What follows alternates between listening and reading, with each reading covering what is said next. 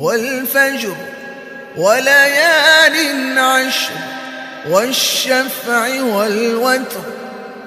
والليل إذا يسر هل في ذلك قسم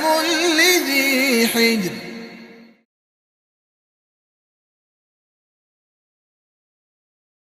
إن الذين جاءوا بالإفك عصبة منكم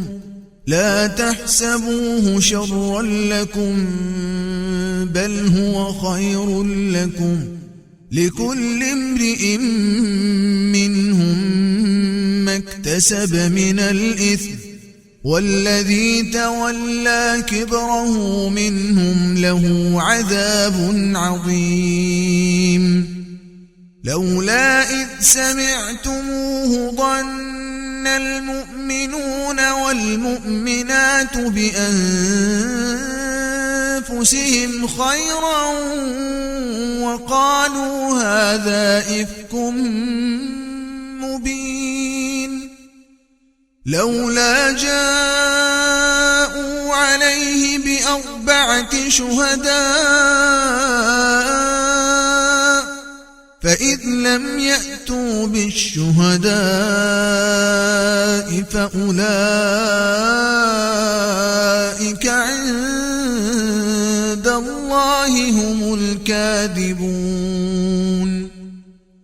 ولولا فضل الله عليكم ورحمته في الدنيا والآخرة لمسكم فيما أفضتم فيه عذاب عظيم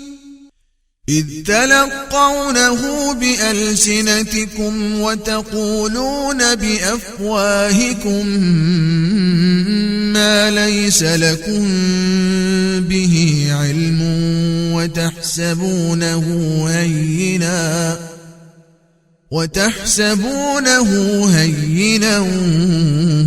وهو عند الله عظيم ولولا إذ سمعتموه قلتم ما يكون لنا أن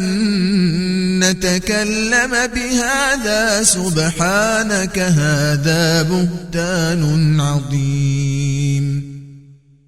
يعظكم الله أن تعودوا لمثله أبدا إن كنتم مؤمنين ويبين الله لكم الآيات والله عليم حكيم إن الذين يحبون أن تشيع الفاحشة في الذين آمنوا لهم عذاب أليم في الدنيا والآخرة والله يعلم وأنتم لا تعلمون ولولا فضل الله عليكم ورحمته وأن الله رؤوف رحيم السلام علیکم ورحمۃ اللہ وبرکاتہ. کیا حال ہے آپ سب کا؟ الحمدللہ نحمدہ ونصلی علی رسولہ الکریم اما بعد فاعوذ باللہ من الشیطان الرجیم بسم اللہ الرحمن الرحیم رب اشرح لی صدری ویسر لی امری واحلل عقدۃ من لسانی یفقہوا قولی رب زدنی علما. آج ہم نے سورۃ النور آیت نمبر 11 سے 20 کی تلاوت سنی، تو اب اس کی مختصر تشریح دیکھتے ہیں. جو لوگ یہ بہتان گھڑ لائے ہیں وہ تمہارے ہی اندر کا ایک ٹولہ ہے. اس واقعے کو اپنے حق میں شر نہ سمجھو، بلکہ یہ بھی تمہارے لیے خیر ہی ہے. جس نے اس میں جتنا حصہ ڈالا اس نے اتنا ہی گناہ سمیٹا، اور جس شخص نے اس کی ذمہ داری کا بڑا حصہ اپنے سر لیا تو اس کے لیے تو عذاب عظیم ہے. جس وقت تم لوگوں نے اسے سنا تھا اسی وقت کیوں نہ مومن مردوں اور مومن عورتوں نے اپنے آپ سے نیک گمان کیا اور کیوں نہ کہہ دیا کہ یہ صریح بہتان ہے۔ وہ لوگ اپنے الزام کے ثبوت میں 4 گواہ کیوں نہ لے کر آئے، اب کہ وہ گواہ نہیں لائے ہیں اللہ کے نزدیک وہی جھوٹے ہیں۔ اگر تم لوگوں پر دنیا اور آخرت میں اللہ کا فضل اور رحم و کرم نہ ہوتا تو جن باتوں میں تم پڑ گئے تھے ان کی پاداش میں بڑا عذاب تمہیں آ لیتا۔ ذرا غور تو کرو، اس وقت تم کیسی غلطی کر رہے تھے جبکہ تمہاری ایک زبان سے دوسری زبان اس جھوٹ کو لیتی جا رہی تھی اور تم اپنے منہ سے وہ کچھ کہہ رہے تھے جس کے متعلق تمہیں کوئی علم نہ تھا، تم اسے ایک معمولی بات سمجھ رہے تھے حالانکہ اللہ کے نزدیک وہ ایک بڑی بات تھی۔ کیوں نہ اسے سنتے ہی تم نے کہہ دیا کہ ہمیں ایسی بات زبان سے نکالنا زیب نہیں دیتا۔ سبحان اللہ، یہ تو ایک بہتان عظیم ہے۔ اللہ تم کو نصیحت کرتا ہے کہ آئندہ کبھی ایسی حرکت نہ کرنا اگر تم مومن ہو۔ اللہ تمہیں صاف صاف ہدایت دیتا ہے اور وہ علیم و حکیم ہے۔ جو لوگ چاہتے ہیں کہ ایمان لانے والوں کے گروہ میں فحش پھیلے وہ دنیا اور آخرت میں دردناک سزا کے مستحق ہیں۔ اللہ جانتا ہے اور تم نہیں جانتے۔ اگر اللہ کا فضل اور اس کا رحم و کرم تم پر نہ ہوتا اور یہ بات نہ ہوتی کہ اللہ بڑا شفیق اور رحیم ہے تو یہ چیز جو ابھی تمہارے اندر پھیلائی گئی تھی یہ بدترین نتائج دکھا دیتی۔ ان آیات کا کچھ شان نزول ہے۔ نبی صلی اللہ علیہ وسلم سن 4 ہجری میں غزوہ بنی المستلق کی طرف تشریف لے گئے تھے، اور رسول اللہ صلی اللہ علیہ وسلم کی یہ عادت مبارکہ تھی کہ آپ جب بھی کہیں کسی سفر پر تشریف لے جاتے تو آپ اپنی ازواج مطہرات میں قرآن اندازی کرتے، اور جن کا نام نکلتا وہ ازواج مطہرات میں سے آپ صلی اللہ علیہ وسلم کے ساتھ تشریف لے جاتی۔ غزوہ بنی المستلق کے موقع پر قرآن عائشہ رضی اللہ تعالی عنہا کے نام نکلا اور سیدہ عائشہ ہی نبی صلی اللہ علیہ وسلم کے ساتھ تشریف لے گئیں۔ یہ غزوہ قدرے آسان تھا، اس میں کوئی خونریزی اور جنگ ایکسپیکٹڈ نہیں تھی، اور جب اس طرح کی کوئی ذرا ریلیٹیولی آسان ایکسپیڈیشن ہوتا تو اس میں منافقین کی بھی ایک بڑی تعداد ساتھ چلتی، اس لیے کہ وہ لوگ ایک تو یہ چاہتے تھے کہ ان کا ایمان انڈورس ہو جائے، اور دوسرے یہ ہے کہ ان کو مال غنیمت کا طمع ہوتا تھا۔ تو اس غزوہ میں بھی ساتھ بہت سے منافقین گئے، اور انہی میں عبداللہ بن ابی جو کہ رئیس المنافقین تھا وہ بھی ساتھ تھا۔ غزوہ بنی المستلق میں اللہ سبحانہ وتعالیٰ نے نبی صلی اللہ علیہ وسلم کو فتح عطا فرمائی اور بہت سا مال غنیمت بھی ہاتھ آیا، اور واپس جب آ رہے تھے تو ایک طرف تو جو عبداللہ بن ابی ہے وہ جلا بھنا بیٹھا تھا، اور ایک اس کو کوئی موقع ملا کہ وہ حضرت عمر رضی اللہ عنہ کا ایک غلام تھا اور ایک انصاری، اور ان کے درمیان اس نے کوئی پانی کے ڈول پر کوئی تھوڑی سی لڑائی بھی انسٹیگیٹ کرنے کی کوشش کی، لیکن نبی صلی اللہ علیہ وسلم تشریف لائے اور آپ صلی اللہ علیہ وسلم نے ان کو رفع دفع کرا دیا، ورنہ اس نے اتنا کر لیا تھا کہ ایک طرف سے مہاجرین آ گئے، ایک طرف سے انصار آ گئے اور تلواریں انہوں نے نکال لیں، لیکن نبی صلی اللہ علیہ وسلم نے بات کو ختم کروا دیا۔ اور پھر اس نے ایک بات کہی، عبداللہ بن ابی نے کہا کہ نعوذ باللہ مدینہ پہنچ کر عزت والا ذلت والے کو نکال باہر کرے گا، اور بیسکلی مطلب اس کا یہ تھا کہ میں عزت والا ہوں۔ یہ بات ایک صحابی نے سن لی جو کہ ابھی چھوٹے 9 عمر ہی تھے، انہوں نے آ کے نبی صلی اللہ علیہ وسلم کو بتائی، اور نبی صلی اللہ علیہ وسلم نے جب عبداللہ بن ابی سے پوچھا تو وہ صاف مکر گیا، اور ایسے میں وہ صحابی جو ہیں جو بچے تھے وہ بھی بڑے دل گرفتہ ہوئے۔ بہرحال اب اس رات نبی صلی اللہ علیہ وسلم پر اللہ سبحانہ وتعالیٰ نے سورۃ المنافقون نازل کر دی، جس میں کہ اللہ سبحانہ وتعالیٰ نے صاف فرما دیا کہ یہ اس شخص نے یہ بات کہی ہے جس کا کہ اب یہ انکار کر رہا ہے۔ یہ مزید ایکسپوز ہو گیا اور یہ مزید غصے میں آ گیا، اور لشکر کے بالکل اینڈ میں یہ منافقین جو ہیں یہ اپنی ٹولیاں بنا کے بیٹھتے تھے، اور تاکہ یہ اپنی کوئی مجلسیں جما سکیں، تاکہ اپنی مرضی کی یہ کوئی باتیں کر سکیں، کوئی یہ پروپیگنڈے کر سکیں۔ اور ادھر یہ ہوا کہ جب ایک جو پڑاؤ تھا اس سے آگے چلا اسلام کا لشکر، تو سیدہ عائشہ رضی اللہ تعالیٰ عنہا فرماتی ہیں کہ میں رفع حاجت کے لیے جنگل میں گئی، اور میں واپس آ رہی تھی تو میرا ایک ہار تھا جو کہ ٹوٹ کے گر گیا، اور میں اس ہار کو ڈھونڈنے لگ گئی، اور ہار کو ڈھونڈتے ڈھونڈتے مجھے دیر ہو گئی۔ میں واپس آئی تو جو لوگ میری ہودج اٹھاتے تھے ان کو پتہ ہی نہیں چلا کہ میں بیچ میں نہیں ہوں، کیونکہ ہم عورتیں اس زمانے میں ہلکی پھلکی ہوا کرتی تھیں۔ تو فرماتی ہیں کہ میں پینک نہیں ہوئی، میں نے یہی سوچا کہ میں یہاں پر بیٹھتی ہوں اور جب وہ دیکھیں گے کہ میں نہیں ہوں تو مجھے لینے آ جائیں گے، اور ایسے میں مجھے نیند آ گئی اور میں سو گئی۔ اب ایک صحابی تھے صفوان بن معطل، جن کو کہ پیچھے چھوڑا جاتا تھا کہ تاکہ لشکر کی کوئی گری پڑی چیز جو ہے وہ اٹھا کر لے آئیں، اور انہوں نے حجاب کا حکم آنے سے پہلے سیدہ عائشہ رضی اللہ عنہا کو دیکھ بھی رکھا تھا۔ اب وہ آئے اور انہوں نے ان کو پہچان لیا، اور سیدہ عائشہ کہتی ہیں کہ انہوں نے کہا انا للہ و انا الیہ راجعون، نبی صلی اللہ علیہ وسلم کی زوجہ تو پیچھے ہی رہ گئیں۔ اور اس کے علاوہ انہوں نے مجھ سے کوئی بات نہیں کی، انہوں نے اونٹ لا کر بٹھایا، میں اونٹ پر سوار ہو گئی اور وہ ساتھ ساتھ چلتے رہے، اور دوپہر تھی کہ ہم لشکر سے آ ملے، اور بس یہ اتنا سا ہی ایک سمپل انوسینٹ واقعہ تھا۔ عبداللہ بن ابی جو کہ لشکر کے بالکل بیک پہ تھا، سب سے پہلے نظر اس کی پڑی، اور وہ پہلے ہی سورۃ المنافقون کے آنے سے وہ مزید جلا بھنا بیٹھا تھا کہ اب اس نے وہ حرکت کی کہ جو ایک کافر بھی بڑی ہی مشکل سے کوئی کرتا یا نہ کرتا، کہ اس نے رسول اللہ صلی اللہ علیہ وسلم کی پاک دامن بیوی کے اوپر الزام لگایا، تہمت لگائی۔ اور سیدہ عائشہ رضی اللہ تعالیٰ عنہ فرماتی ہیں کہ پھر ہم مدینہ آ گئے، مدینہ آ کر میں بیمار پڑ گئی، مجھے کچھ پتہ نہیں تھا کہ یہ جو کچھ ہو رہا ہے، اور صرف اتنا ہے کہ نبی صلی اللہ علیہ وسلم کا التفات اتنا نہیں ہوتا تھا، اور آپ صلی اللہ علیہ وسلم پر ایک عرصہ اب گزرا جا رہا تھا کہ وحی بھی نازل نہیں ہو رہی تھی، اور آپ صلی اللہ علیہ وسلم کو دل میں یقین بھی تھا کہ عائشہ رضی اللہ تعالیٰ عنہ انوسینٹ ہیں، لیکن آپ صلی اللہ علیہ وسلم وحی کے ہی منتظر تھے۔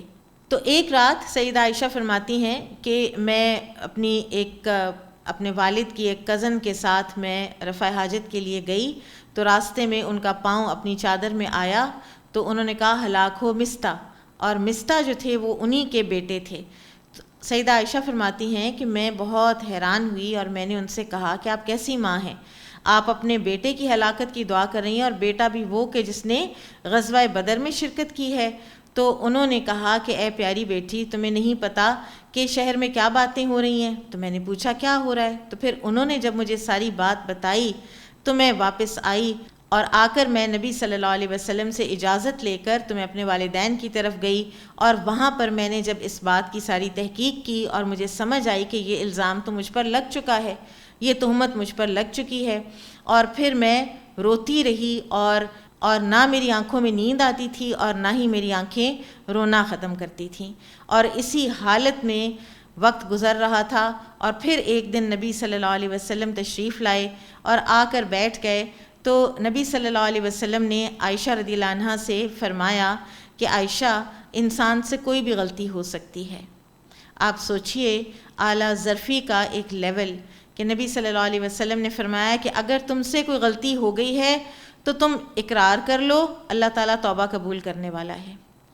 تو عائشہ رضی اللہ عنہا فرماتی ہیں کہ میرے آنسو ایک دم خشک ہو گئے، اور میں نے اپنے والد سے کہا کہ آپ میری طرف سے کوئی جواب دیں۔ تو میرے والد نے کہا کہ مجھے تو کچھ سمجھ نہیں آ رہی کہ میں کیا جواب دوں۔ وہ جو ادب کا لیول تھا نبی صلی اللہ علیہ وسلم کے لیے ابو بکر صدیق کے دل میں، وہ ان کو بولنے میں مانے تھا۔ اور پھر انہوں نے اپنی والدہ سے کہا کہ آپ ہی کچھ بولیے، تو انہوں نے کہا مجھے نہیں سمجھ آ رہی کہ میں کیا کہوں۔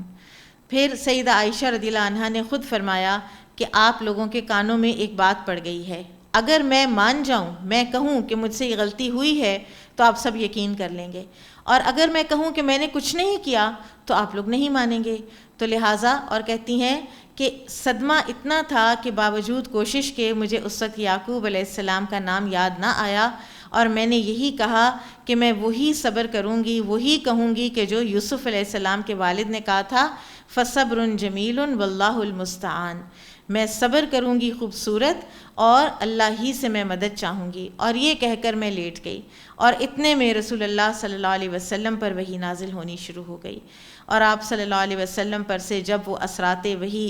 ہٹے تو آپ صلی اللہ علیہ وسلم کا چہرہ مبارک خوشی سے چمک رہا تھا، اور آپ صلی اللہ علیہ وسلم نے فرمایا کہ عائشہ تمہیں مبارک ہو، اللہ تعالیٰ نے تمہاری برات کر دی۔ اور میرے والدین نے مجھے کہا کہ بیٹی، اللہ کے رسول صلی اللہ علیہ وسلم کا شکریہ ادا کرو۔ تو تو میں نے کہا کہ میں تو صرف اپنے رب کا شکریہ ادا کروں گی، آپ لوگوں میں تو کسی نے بھی میری سائیڈ نہ لی۔ تو یوں یہ عبداللہ بن ابی جو ہے یہ مزید ایکسپوز ہو گیا۔ اب یہ واقعہ قرآن میں آیا،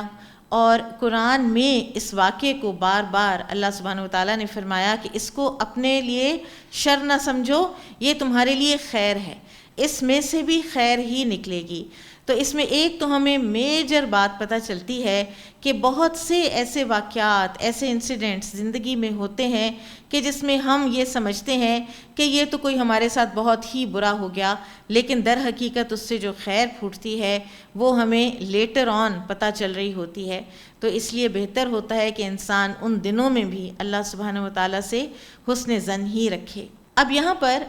یہ جو اتنی مفصل حدیث اور یہ روایت بیان کی گئی ہے،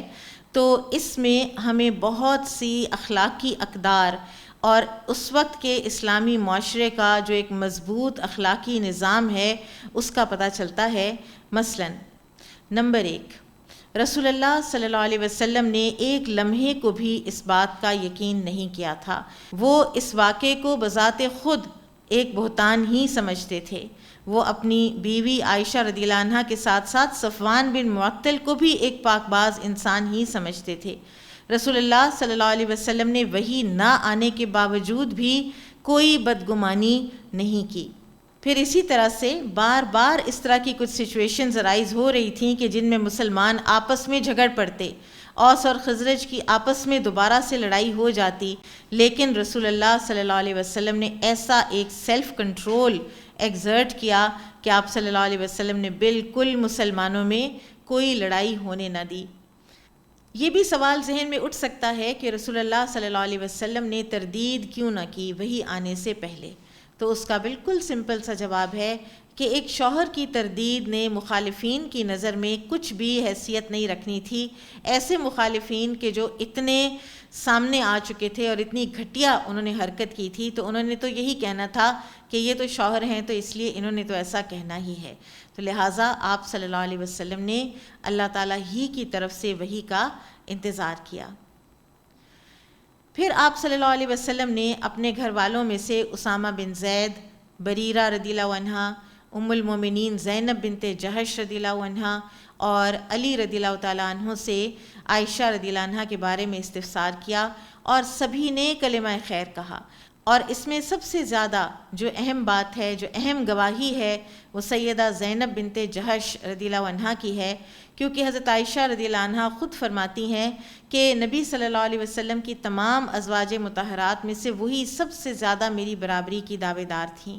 اور انہی سے میرا سب سے زیادہ مقابلہ ہوتا تھا۔ اور اس کے باوجود کہ ان کی اپنی بہن 3 مسلمان، یہاں پر ایک بات یہ بھی یاد رکھیے کہ 3 مسلمان بھی اس پروپیگنڈے کا شکار ہو گئے تھے منافقین کے علاوہ، اور اس سے یہ بھی پتہ چلتا ہے کہ پورے مدینہ کے مسلمان معاشرے میں سے صرف 3 مسلمان تھے جو اس میں ووکل ہوئے، باقی کسی نے بھی اپنی زبان نہ کھولی۔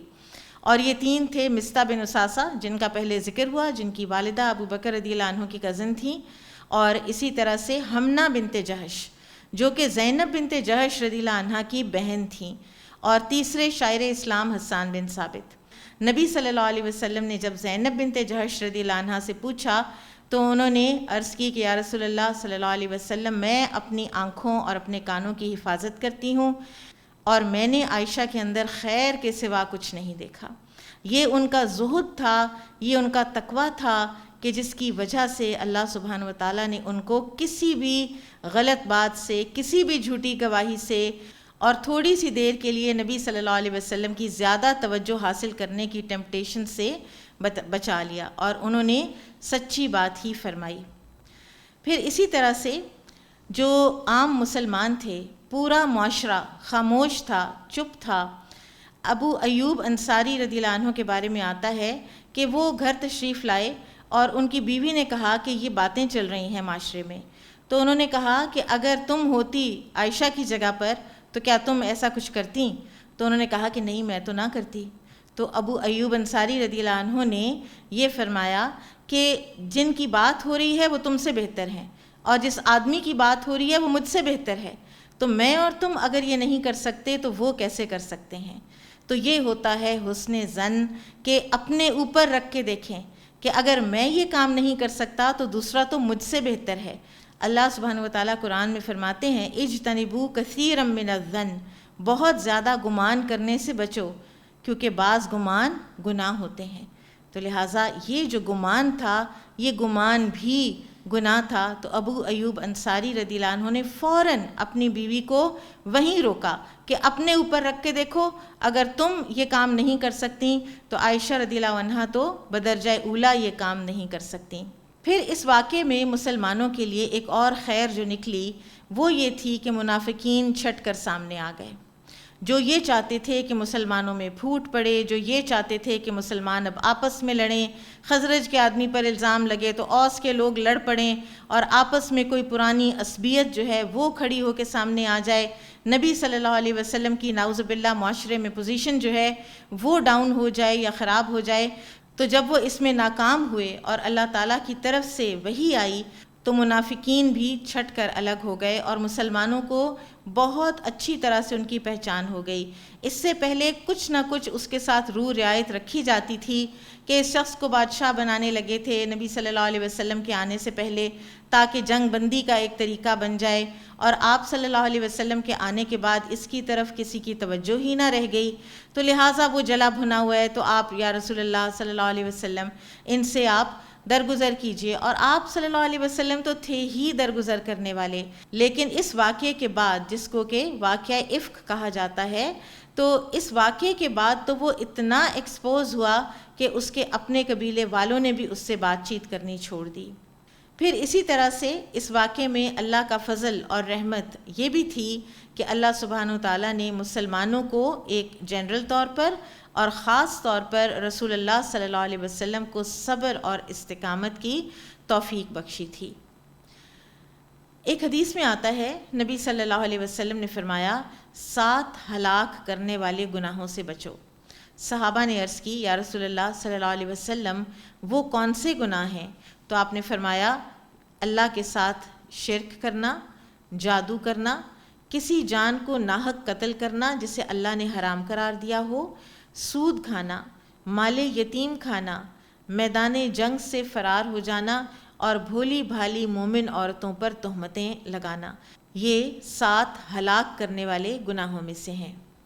پھر اللہ سبحانہ و تعالیٰ نے یہ فرمایا کہ جب یہ بات معاشرے میں پھیلی ہی تھی تو تم لوگوں نے کیوں نہ کہہ دیا کہ اللہ پاک ہے اور یہ تو بہتان عظیم ہے۔ یہاں سے ایک بہت بڑا اخلاقی قاعدہ ہمیں پتہ چلتا ہے، اور وہ یہ ہے کہ ہم کوئی گوسپ سنیں، ہم کسی کے کردار کے بارے میں کوئی بھی بات سنیں، کسی کے کردار پر کیچڑ اچھالا جا رہا ہو تو نمبر 1 اس کا ساتھ نہیں دینا، اور نمبر 2 اس کو خاموش بھی کرانا ہے، کوئی ایسی بات کہہ کر کہ جس سے اگلے انسان کی گفتگو کی یا اس کی کنوکشن کی طاقت ٹوٹ جائے اور وہ بھی خاموش ہو جائے۔ اور ایک معاشرے میں ایک زبان سے دوسری زبان تک جو باتیں پہنچتی ہیں جس کو کہتے ہیں تھرو دا گریپ وائن، اور وہ پہنچتے پہنچتے اتنی زیادہ بعض اوقات پھیل جاتی ہیں کہ جھوٹ جو ہے وہ سچ معلوم ہونے لگ جاتا ہے۔ وہ کہتے ہیں کہ میڈیا کا ایک یہی طریقہ ہوتا ہے کہ جھوٹ اتنا بولو کہ وہ سچ ہی لگنے لگ جائے۔ تو اس طرح کے کوئی بھی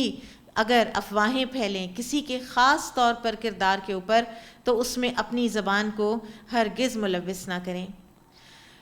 پھر اللہ سبحانہ و تعالیٰ نے یہ فرمایا کہ جو لوگ مسلمان معاشرے میں تشیع الفاحشہ چاہتے ہیں،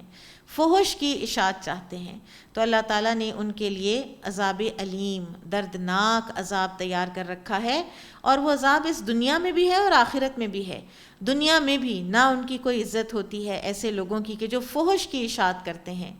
اور اسی طرح سے آخرت میں تو عذاب پھر بہت ہی بڑا ہے۔ اب یہ فحش ہے کیا؟ کوئی بھی حیا سوز ایسی چیزیں جو ٹی وی پر آئیں،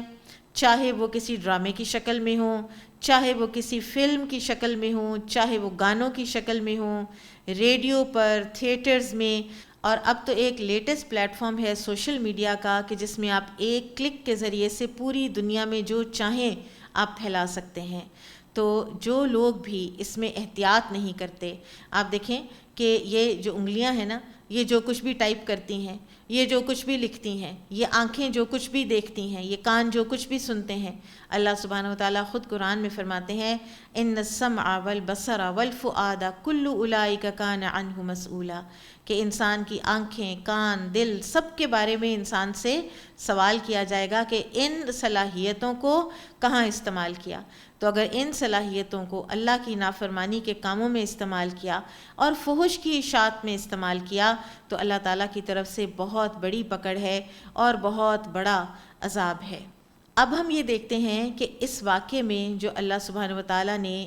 فرمایا کہ اس کو اپنے لیے نقصان دہ نہ سمجھو، اس کو اپنے لیے خیر سمجھو، تو اس میں کیا کیا خیر تھی مسلمانوں کے لیے اور مسلمان معاشرے کے لیے۔ سب سے پہلی خیر تو یہ تھی کہ ام المومنین عائشہ صدیقہ رضی اللہ تعالیٰ عنہ کی اللہ سبحانہ وتعالیٰ نے اس میں براءت نازل کی، اور یہ ان کی تکریم اور ان کا شرف ہے کہ اللہ تعالیٰ نے قرآن میں آیات نازل فرمائی۔ وہ خود فرماتی ہیں کہ میں اپنی ہستی کو اس سے بہت کم تر سمجھتی تھی کہ میرے لیے قرآن میں آیات نازل ہوں، لیکن مجھے یہ ضرور یقین تھا کہ یا تو اللہ تعالیٰ کوئی نبی صلی اللہ علیہ وسلم کو خواب دکھائیں گے، لیکن اس سے عائشہ رضی اللہ تعالیٰ عنہ کا جو ایک رینک ہے اور جو اللہ کی نظر میں ان کا مقام ہے وہ ہمیں پتہ چلتا ہے۔ پھر اسی طرح سے مسلمانوں کو نصیحت کر دی گئی کہ کس طرح سے سچویشنز کو ہینڈل کرنا ہوتا ہے، گوسپ کا حصہ نہیں بننا ہوتا، اپنی زبانوں کو روک کے رکھنا ہوتا ہے، بدگمانی نہیں کرنی ہوتی، اور پھر بہت بڑا اللہ سبحانہ وتعالیٰ نے یہاں پر جھوٹ گھڑنے والوں سے انتقام بھی لے لیا۔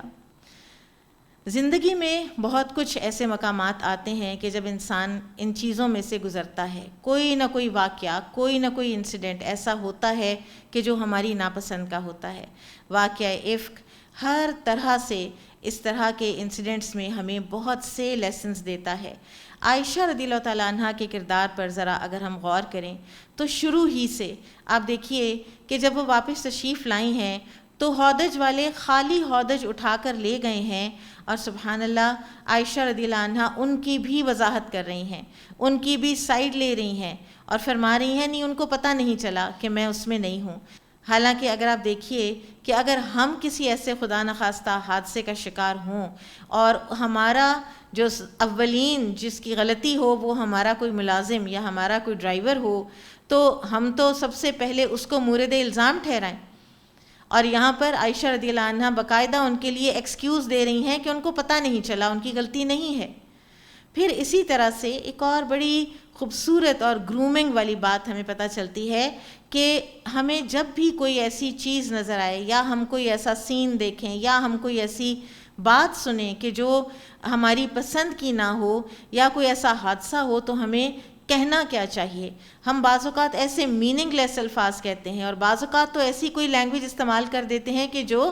دوسرے کے اگر کانوں میں پڑے تو اس کو بھلی بھی نہیں معلوم ہوتی۔ تو ہمیں کہنا کیا چاہیے، یہ ہمیں صفوان بن معطل رضی اللہ عنہ سے پتہ چلتا ہے، انا للہ و انا الیہ راجعون۔ ہم عموماً اس کلمے کو سب تبھی پڑھتے ہیں کہ جب کسی کی وفات کا ہم سنیں، لیکن یہ کلمہ ہر اس وقت پر پڑھا جانا چاہیے اور پڑھا جا سکتا ہے جب آپ کو کوئی بھی ناپسندیدہ ایسا منظر بھی نظر آئے یا کوئی آپ ایسی بات بھی سنیں، یہاں تک کہ اگر آپ کچھ بھول بھی جائیں تو آپ اس کلمے کو پڑھ سکتے ہیں تاکہ آپ کا بحیثیت مومن اجر ثابت ہو جائے۔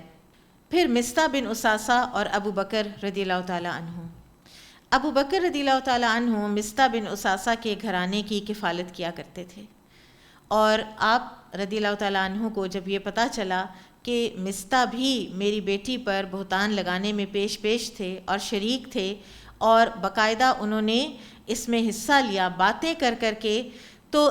بالکل ایک بیسک ہیومن نیچر اور انسانی نفسیات کے تحت ابو بکر صدیق رضی اللہ عنہ نے مصطح رضی اللہ عنہ کی جو کفالت کرتے تھے اس کو بند کرنے کا فیصلہ کر لیا، اور اللہ سبحانہ وتعالیٰ نے قرآن میں سورۃ النور ہی میں آیات نازل فرما دیں جو کہ ابو بکر صدیق رضی اللہ عنہ سے خطاب ہے، الا تحبون ان یغفر اللہ لکم، کیا تم لوگ یہ نہیں چاہتے کہ اللہ تم لوگوں کو معاف کرے؟ تو جو فضل والے لوگ ہیں، جو پیسے والے ہیں، مال والے ہیں،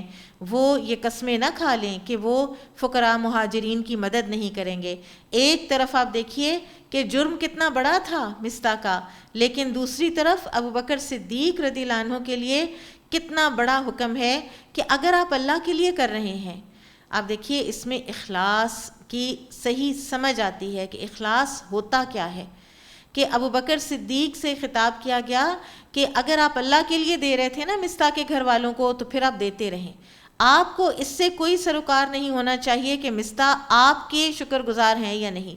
مصطح آپ کے لیے گریٹفل ہوتے ہیں یا نہیں، مصطح آپ کو آنر کرتے ہیں یا نہیں، یا یہ کہ مصطح نے آپ کی بیٹی پر الزام لگایا۔ یہ اللہ اور مصطح کا معاملہ ہے، آپ جو مصطح کے گھر والوں کو دے رہے ہیں وہ آپ اللہ کے لیے اگر دے رہے ہیں تو پھر دیتے رہیں، ہاں، اور اگر مصطح کے لیے دے رہے تھے تو پھر دینا بند کر دیں۔ کتنا بڑا ایک لیول اور کتنا بڑا ایک معیار یہاں پہ سیٹ کیا جا رہا ہے کہ اگر آپ اللہ کی خاطر دیتے ہیں تو پھر تو دیر از نو اینڈ، پھر آپ وہ کچھ کر جاتے ہیں اس دنیا میں کہ جو حیرت انگیز حد تک کارنامے ہوتے ہیں، اور وہ اس لیے ہوتے ہیں کہ آپ کو اس بات سے کوئی سروکار ہی نہیں ہوتا کہ دوسرے لوگ ریئیکٹ کیسے کر رہے ہیں، پھر آپ ان باؤنڈیڈ انکنڈیشنل نیکیاں کرتے چلے جاتے ہیں، کسی کے ریئیکشنز اور کسی کے واپسی ناشکر گزاری آپ پر اثر انداز نہیں ہوتی۔ جیسے سورہ الدہر میں اللہ سبحانہ وتعالیٰ فرماتے ہیں یطعمون الطعام علی حبہ مسکینا و یتیما و اسیرا، کہ وہ کھانا کھلاتے ہیں اللہ کی محبت میں مسکین کو، یتیم کو اور قیدی کو، اور ان کو کہتے کیا ہیں؟ لا نرید منکم جزاء ولا شکورا، ہم تو اللہ کی رضا کے لیے تمہیں کھلا رہے ہیں، تم سے ہم کوئی بدلہ بھی نہیں چاہتے اور تم سے ہم کوئی شکر گزاری کی کیفیت بھی نہیں چاہتے۔ اور یہی ہے وہ چیز کہ جس کو اخلاص کہا جاتا ہے، اور اسی کی بنیاد پر اعمال کا وزن ہوگا۔ پھر ایک اور بات، سیدہ عائشہ رضی اللہ عنہا اس وقت ایک کم سن بچی تھیں، لڑکی تھیں،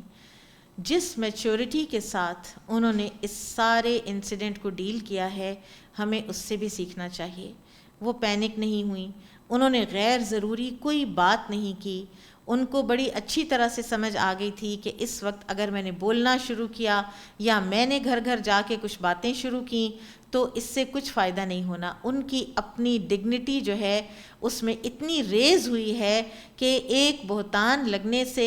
ان کی ڈگنیٹی کا ریز ہونا بھی اللہ تعالیٰ کی طرف سے انہی کا ایک شرف ہے۔ اور اب العمل بالآیات، گوسپ کو ڈسکریج کیجیے، خاص طور پر جب وہ غیبت کی شکل اختیار کر رہی ہو اور کسی کی کردار کشی ہو رہی ہو۔ بارک اللہ فیکم، سبحانک اللہم و بحمدک، اشہد ان لا الہ الا انت، استغفرک و اتوب الیک۔ السلام علیکم ورحمۃ اللہ وبرکاتہ۔ نور في الظلمات أنسي في خلواتي، يا سعدي وهنائي القرآن حياتي، نور ملأ القلب ففاض بحب كتاب الله،